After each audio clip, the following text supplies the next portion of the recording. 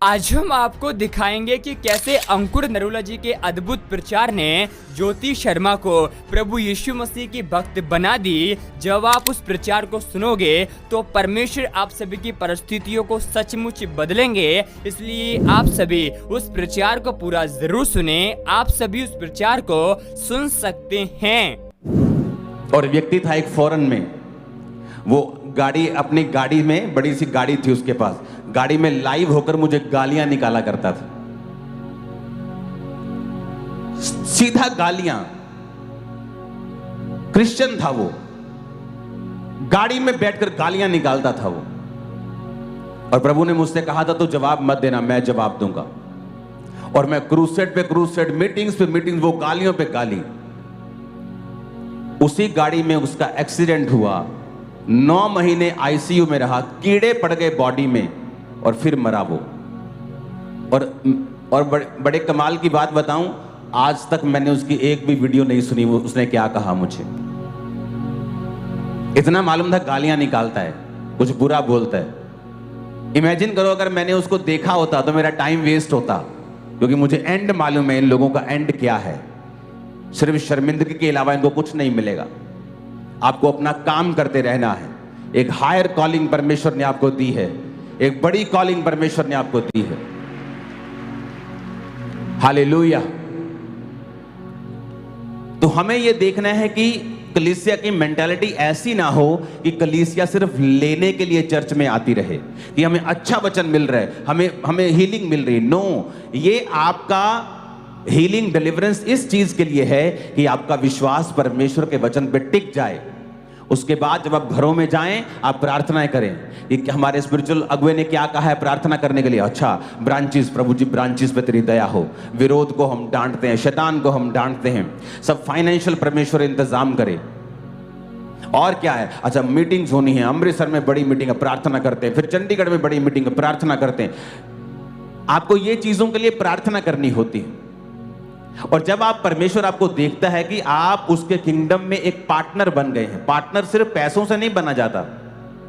मैंने कहा पैसा जरूरी नहीं है, पैसा सेकंड नंबर पे आता है, थर्ड नंबर पे लगा लो, उससे भी नीचे कर दो।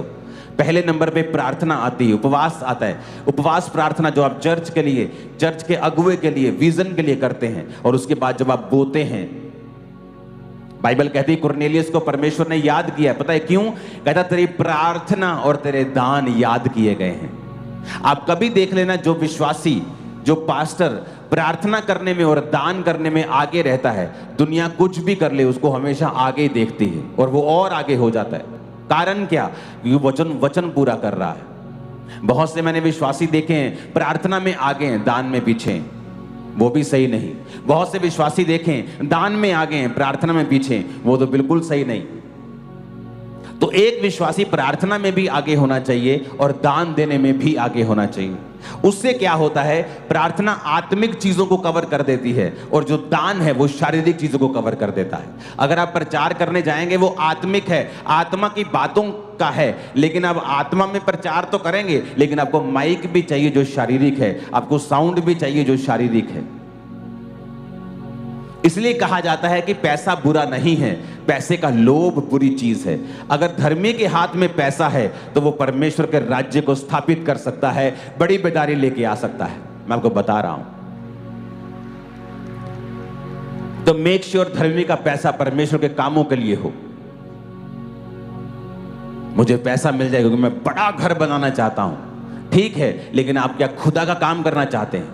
अगर आपका काम, आपका दर्शन सिर्फ पैसा घर बनाना है और खुदा का कोई काम करना नहीं, तो आप एक सांसारिक व्यक्ति हैं, आप मटेरियलिस्टिक हैं। आपका ध्यान संसार और संसार की वस्तुओं के ऊपर है। परमेश्वर ने कहा मैंने सारी आशीषें तेरे लिए बनाई हैं, लेकिन जब तू मेरे राज्य में प्रवेश करेगा और मेरे राज्य में मुझे ढूंढेगा, मेरे धर्म और राज्य की खोज करेगा, तो सब वस्तुएं तुम्हें मिल जाएंगी, तुम्हें इनके लिए रोने की जरूरत नहीं पड़ेगी। Hallelujah, hallelujah. तो ये हमारे लिए प्रेयर पॉइंट्स हैं, ये हमारे लिए लाइफ है। मैं ये काम मैं नहीं कर रहा हूं, आप लोग ये काम कर रहे हो, आप मेरे पार्टनर हो। सभी हम सब एक ही परमेश्वर का काम कर रहे हैं। कोई आगे खड़ा है, कोई पीछे खड़ा है, सब इंपॉर्टेंट हैं। सबको सेम बरकत मिलेगी अगर हम सब एक काम करेंगे तो। यस, सबकी बरकत सेम है। परमेश्वर ने कहा मैं बहुत वस्तुओं का अधिकारी बनाऊं। 5 को कहा, 5 वाले के 5 कमाई जिसने, बहुत वस्तुओं का अधिकारी बनाऊंगा। 2 के साथ 2 कमाए, बहुत वस्तुओं का अधिकारी बनाऊंगा। 1 था जिसके पास, बोले मेरे पास तो 1 है, उसके पास तो 5 है, वो तो स्टेज पे है, मैं पीछे खड़ा हूं। और उसको कहा परमेश्वर ने, जा और नरक का अधिकारी हो, जहां रोना और दांतों का पीसना होगा। तो मेक श्योर आपके पास जो भी है आप उसे इस्तेमाल करते हो। अपने पड़ोसी को बोलो, तेरे पास जो भी है उसे इस्तेमाल कर। फिर से बोलो, हालेलुया। तो आप जब चर्चिस में जाते हैं, आते हैं, आपका मकसद सिर्फ पास्टर्स का ये नहीं होना चाहिए उनको बताना कि आप सच्चे प्रचार को सुन रहे हैं।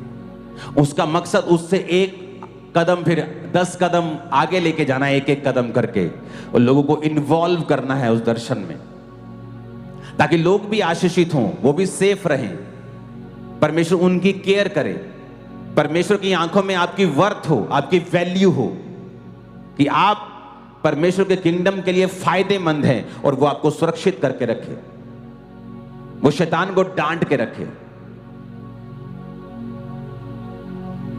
हालेलुया। एक विश्वासी होने के नाते आपकी कॉलिंग है धर्मी जीवन जीना। नहीं तो जितनी गड़बड़ियां आज एक विश्वासी की लाइफ में हैं, वो उसकी अपनी डाली हुई हैं, शैतान की नहीं। तो वो पिक्चर जो मैंने आपको दिखाई थी, वो जो यहूदिया से जब हम जाते हैं समारिया की तरफ, उसको अपने स्क्रीन के ऊपर देखेंगे।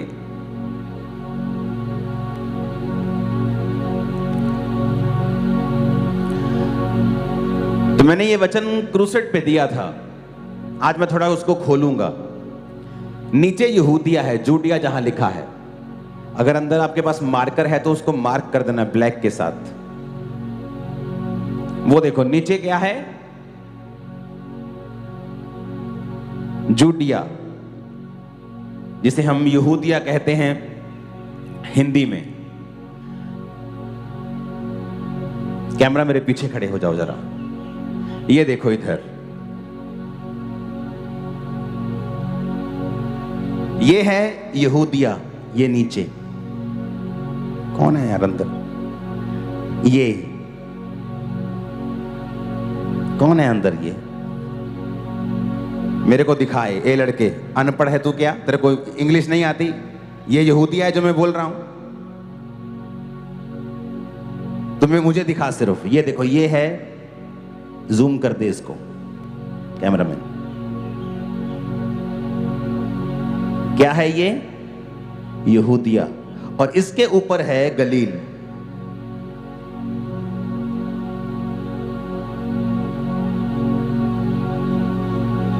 नीचे क्या है,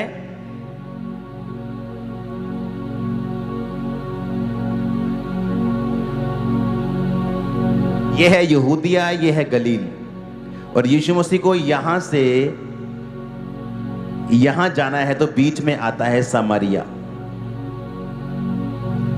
और आपको मालूम होना चाहिए समारिया में कौन लोग रहते थे जो परमेश्वर के लोगों से नफरत करते थे।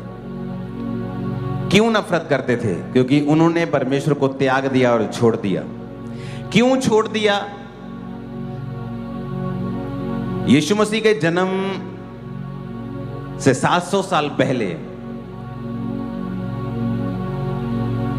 अब मैं आपको बताता हूं कि ऐसा क्यों, इतनी बड़ी गड़बड़ी, आप लगा लो कि नेशनल लेवल की गड़बड़ी कहां से आई। जो लोग पाप को कुछ नहीं समझते ना, मैं उनको बताता हूं कि ये कितना बड़ा असर डालता है एक देश के ऊपर, एक व्यक्ति के ऊपर। यीशु मसीह के जन्म से 700 साल पहले की यह बात है, और यह शुरू होती है दाऊद से।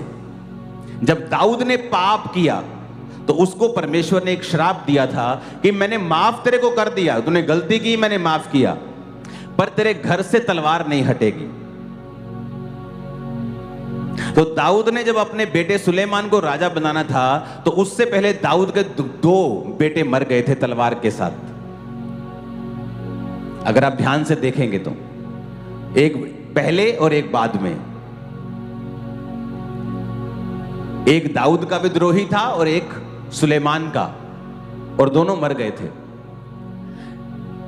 अगर आप हिस्ट्री की बुक्स पढ़ेंगे और आप अगर राजा की पुस्तक पढ़ेंगे पुराने नियम में, उसका 17, 18, 19 पढ़ेंगे अगर आप, तो आपको एक थोड़ी सी हिस्ट्री आपको बाइबल में मिलेगी उसकी, और उसको आपको मैच करना पड़ेगा दूसरी बुक्स में जाके कि हुआ क्या था। जब दाऊद ने पाप किया और उसके बाद सुलेमान भी पापी बना और उसने बहुत सारी स्त्रियों को बिहा कर परमेश्वर के पीछे चलना छोड़ दिया, तो उससे परमेश्वर के राज्य में दो फाड़ आया, पार्टीशन हो गई। जब जब आप परमेश्वर में पवित्रताई में चलते हैं, आप बढ़ते हैं, और जब जब आप पवित्रताई को कम करते हैं, परमेश्वर आपको कम कर देते हैं। तो उस समय जो राज्य था, परमेश्वर के पाप के सामने पाप करने के कारण उस राज्य में फूट पड़ गई, क्योंकि जब असीरिया के राजा ने उन पे अटैक किया तो जो सामरिया था वो अलग हो गया, और यहूदिया और जो ऊपर गलील का राज्य था ये अलग था। यहूदिया और गलील के राज्य के लोग आपस में मिलते थे और समारिया के लोग जो थे वो अलग हो गए थे। कारण अगर आप पीछे ढूंढने जाएंगे, ये तो यीशु मसीह के समय की बात है, 2000 साल पहले की, लेकिन ऐसा हुआ क्यों कि समारिया के लोगों से यहूदी लोग अपना कोई भी नाता नहीं रखते थे। इसलिए प्रभु यीशु मसीह ने जब कहा था मुझे पानी पिला, तो वो कहते थे तू यहूदी होकर मुझसे पानी क्यों मांगता है, क्योंकि यहूदी लोग हमारे साथ कुछ भी व्यवहार नहीं रखते, वो हमसे नफरत करते हैं। जब परमेश्वर को यहूदिया से गलील जाना होता था तो बाहर से बाईपास होकर जाते थे, बीच में से होकर नहीं जाते थे। लेकिन यीशु मसीह बीच में होकर गए, वो एक अलग बात है। उसने अपनी रेपुटेशन की परवाह नहीं की, लोग क्या कहते हैं परवाह नहीं की, और उस औरत को बचाया और सामरिया को बचाया, वो एक अलग विषय है। लेकिन मैं आपको बता रहा हूं आज कि ऐसा हुआ क्यों। ये शुरू हुआ दाऊद के पाप से, ये शुरू हुआ सुलेमान के पाप से, और पाप के कारण जो दो फाड़ आया, विभाजन आया, टूट आई, उसकी वजह से ऐसा हुआ था। बहुत से विश्वासी हैं, ले हैंड पे ले हैंड बोलेंगे हमारा करो, लेकिन खुद अपनी जिंदगी के पाप कभी खत्म नहीं करेंगे। उनको ये पता ही नहीं है कि जो मैं पाप कर रहा हूं, मैं अपने नौकरी पे जा रहा हूं और मैं चोरी कर रहा हूं, उसको पता ही नहीं है ये पाप है। लेकिन वो जब बीमार होता है, जब गड़बड़ी होती है लाइफ में, जिंदगी में, घर में फूट आती है, बनती नहीं, लड़ाई होते हैं, झगड़े होते हैं, फिर वो खड़ा होता है प्रेयर लाइन में कि हम पर प्रार्थना करो, शैतान हमारे साथ ऐसा कर रहा है। वो शैतान नहीं कर रहा, वो उस पाप का परिणाम है जो आपने अपनी लाइफ में किया है। तो सुलेमान के पाप ने परमेश्वर की ग्रेस को खत्म कर दिया। तो परमेश्वर ने क्या कहा? प्रभु ने कहा मैंने दाऊद को वायदा किया था कि तेरा इतना दिल अच्छा है, चाहे उसने एक गलती की, प्रभु ने माफ किया, उस गलती का असर हुआ, वो बात अलग है, लेकिन प्रभु उसके दिल से प्यार करता था। प्रभु ने कहा था मैं तेरे बाद तेरे ही वंश को गद्दी पे बिठाया करूंगा। तो जब सुलेमान ने पाप किया तो प्रभु ने कहा अब तू जो अपने पिता दाऊद की तरह मेरे साथ नहीं चला, पर मैं जो अपने दास दाऊद से प्यार करता हूं, इसलिए मैं सारा कुछ तो तुझसे नहीं लूंगा, लेकिन बहुत सारे गोत्रों को तुझसे लेकर तुझे सिर्फ एक गोत्र का राजा रहने दूंगा, उसके वंश को। तो परमेश्वर ने उसको कम किया, और उसके बाद भी ऐसी घटनाएं हुई कि परमेश्वर इन राज्यों के बीच में फूट डलती गई, और यहूदी भी कई लोग परमेश्वर से फिर गए, और सामरिया वही हिस्सा था, ये वही यहूदी लोग थे जो परमेश्वर से फिर कर अलग हो गए थे। आप सभी इस वीडियो को भी छोड़ के ना जाए, आप सभी इस वीडियो को पूरा जरूर देखें। जैसा कि आपने वीडियो में देखा कैसे अपोस्टल अंकुर नरूला जी के सामर्थी प्रचार ने ज्योति शर्मा को प्रभु यीशु मसीह की भक्त बना दिया। आप हमसे कहेंगे कि कहां पर ज्योति शर्मा प्रभु यीशु मसीह की भक्त बनी, तो आप सभी को हम बताना चाहते हैं परमेश्वर का वचन कहता है विश्वास करने वाले के लिए सब कुछ हो सकता है और परमेश्वर का वायदा है अपने वचन के मुताबिक अंत के समय में हर एक घुटना प्रभु यीशु मसीह के सामने झुकेगा और हर एक जीव ये अंगीकार करेगी कि हमारा यीशु मसीह प्रभु है। इसलिए आप सभी विश्वास कीजिए आने वाले समय में ज्योति शर्मा सचमुच प्रभु यीशु मसीह के नाम पर विश्वास करेगी, क्योंकि बाइबल इस बात को कहती है हमारा यीशु मसीह इस जगत में धर्मियों को बचाने के लिए नहीं बल्कि पापियों का उद्धार करने के लिए आया है। जो लोग इस संसार की गंदगी में पड़े हुए हैं उनसे हमारा प्रभु यीशु मसीह बहुत प्यार करता है। और आप सभी को हम बताना चाहते हैं, जैसा कि आप सभी जानते भी होंगे, अपोस्टल अंकुर नरूला जी एक समय खुद प्रभु यीशु मसीह का विरोध करने वाले थे, लेकिन जब प्रभु यीशु मसीह की दया उनके जीवन में आई वो परमेश्वर के बड़े भक्त बन चुके हैं। इसलिए आप सभी ईसाई विरोधियों का विरोध ना करें, लेकिन उनके लिए आप प्रार्थना करें, क्योंकि आप सभी की प्रार्थनाओं के द्वारा बाइबल इस बात को कहती है मसीह विरोधियों का जीवन बदल जाएगा। क्योंकि परमेश्वर का वचन कहता है यदि तेरा बैरी भूखा हो तो उसे खाना खिलाना, यदि प्यासा हो तो पानी पिलाना, क्योंकि ऐसा ही करने से तुम अपने स्वर्गीय पिता के संतान ठहरोगे। और आप सभी को हम बताना चाहते हैं, अगर आप सभी प्रभु यीशु मसीह के लिए सताव को सह रहे हैं तो परमेश्वर का वचन कहता है हमारा प्रभु यीशु मसीह आपको धर्म का मुकुट देगा। क्योंकि बाइबल इस बात को कहती है धन्य व्यक्ति जो परमेश्वर ज्ञान सताए जाते हैं, क्योंकि स्वर्ग का राज्य उन्हीं का है। और आप सभी को हम बताना चाहते हैं, परमेश्वर का वचन इस बात को कहता है हम जब परमेश्वर से प्रेम करते हैं तो आपके लिए सताव, दुख, तकलीफ सब बातें मिलकर भलाई को उत्पन्न करती है। और आप सभी को हम एक बात कहना चाहते हैं, अगर आप सभी प्रभु यीशु मसीह के लिए दुख को सह रहे हैं तो परमेश्वर का वचन कहता है परमेश्वर आपको धर्म का मुकुट तो देगा ही सही, लेकिन आपकी परिस्थितियों को, आपकी हालातों को सचमुच भी बदलेगा। क्योंकि परमेश्वर का वचन कहता है हमारा परमेश्वर कभी ना बदलने वाला परमेश्वर है। और बाइबल इस बात को कहती है हमारा यीशु मसीह ये चाहता है कि हर एक व्यक्ति का उद्धार हो, हर एक व्यक्ति नरक की आग से बचाया जाए। आप सभी इस वीडियो के बारे में क्या कहेंगे आप हमें कमेंट में जरूर बताएं। और आप सभी इस वीडियो को एक व्यक्ति के साथ जरूर शेयर कर दे, क्या पता एक परमेश्वर का वचन आपकी पूरी जिंदगी को ही बदल दे। और आप सभी से हम कहना चाहते हैं परमेश्वर आप सभी के साथ हैं। और परमेश्वर का वचन कहता है यूहन्ना 10:10 में चोर और किसी काम के लिए नहीं बल्कि चोरी करने, घात करने और नष्ट करने के लिए आता है। हमारा यीशु मसीह इस जगत में इसलिए आया है कि हम जीवन को पाए और बहुतायत के जीवन को प्राप्त करें। जितने भी मसीह विरोधी हैं उन सभी से हम एक ही बात कहना चाहते हैं, जितना यीशु मसीह का तुम विरोध कर रहे हो उतना भी तुम यीशु मसीह का प्रचार भी करोगे। क्योंकि बाइबल इस बात को बताती है पौलुस भी एक समय प्रभु यीशु मसीह का विरोध करने वाला था, लेकिन जब परमेश्वर का अनुग्रह पौलुस के जीवन के ऊपर आया वो परमेश्वर का बड़ा प्रचारक बन गया। उसी प्रकार आप सभी विश्वास कीजिए, क्योंकि विश्वास करने वाले के लिए परमेश्वर चमत्कार करने की सामर्थ्य रखते हैं। अगर आप सभी इस बात पर विश्वास करते हैं कि मसीह विरोधी सचमुच प्रभु यीशु मसीह पर एक दिन विश्वास करेंगे